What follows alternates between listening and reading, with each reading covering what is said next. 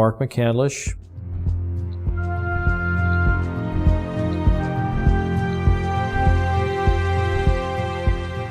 And for the better part of 30 years, I worked in the aerospace and defense industry. I had a secret clearance twice during my career.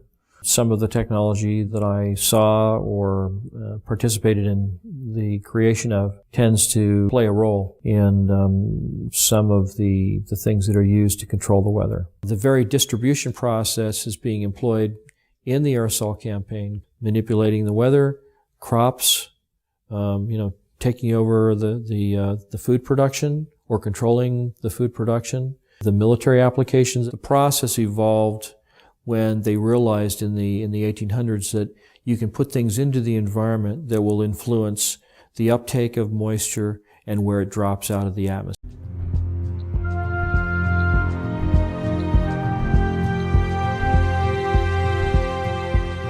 I was a television weatherman for 20 years.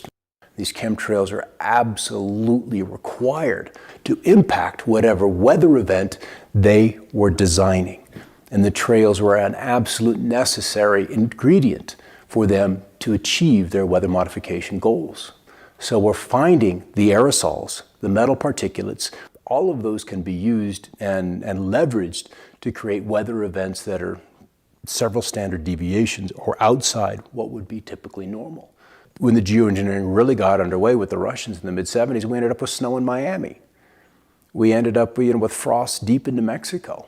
The bizarreness of the weather really exploded on the scene when weather engineering got going in the mid-70s. The Dakotas, in winter, they recorded a temperature of almost 100 degrees, 94 degrees. It broke the former record by 32 degrees.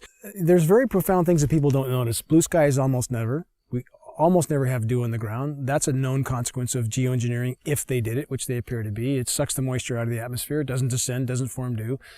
We have massive temperature disruptions. People are starting to wonder, why is it 80 degrees one day and then snowing the next day at 50 degrees or 45 degrees and then back up to 80 the day after that? When you push and pull the climate with these manipulation programs, of which there's a mountain of data to corroborate their existence, then you start to have massive fluctuations in the system.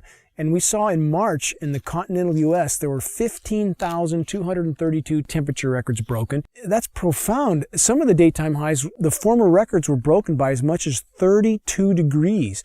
Don't people wonder what in the world is going on? Whether they want to make it snow at 45, 46, 47 degrees. I remember when 38, 39 was a big deal.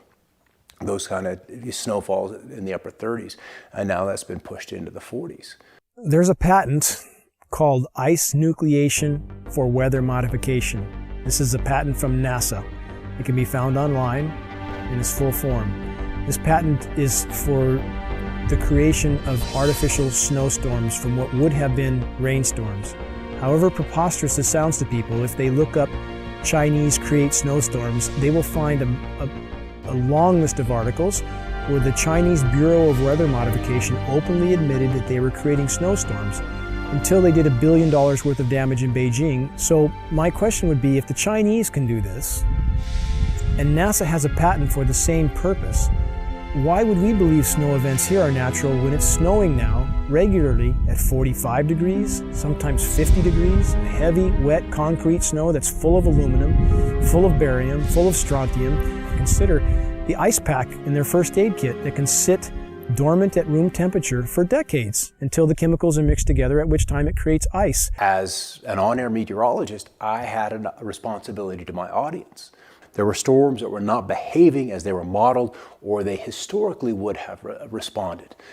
If you can control where moisture is collected and where it's dropped, so to speak, in the form of rain or any other kind of precipitation, then you can really, you can do everything. You can steer the weather system. If you want to be able to manipulate the weather, one of the things we know about the materials that are being used in the aerosols, we've seen everything from aluminum oxide, barium salts, strontium, copper sulfate, potassium iodide, a number of different kinds of things, each of which have different levels of reactivity with the moisture in the air. Some like aluminum oxide, tends to sequester the moisture. The aluminum oxide nanoparticles, which are microscopically fine and uniform in size, attract the humidity, the moisture in the air, and it basically forms like a nucleation process where the moisture